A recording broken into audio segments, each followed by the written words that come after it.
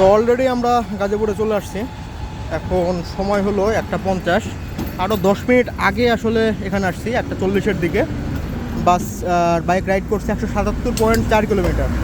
তো এই 177.4 কিলোমিটার আসতে আমাদের সময় লাগলো 2 ঘন্টা 50 মিনিটের মতো। এর মধ্যে আবার 20 মিনিটের ব্রেক ছিল।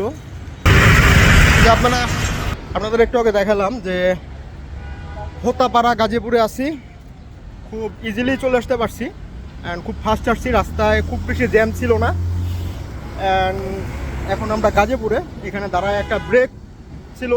অ্যান্ড এরপরে আমরা বাইকের লোকেশন, মানে বাইকের ওনারের লোকেশনটা নিয়ে আমরা ওইদিকে যাব।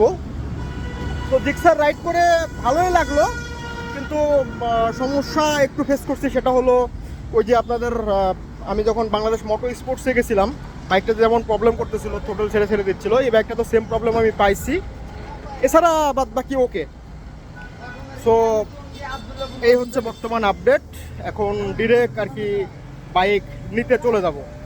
এই যে রাসেল, কি অবস্থা? হ্যাঁ ভালো ভাই, ভালো না? আলহামদুলিল্লাহ। তো এই হচ্ছে অবস্থা বর্তমানে।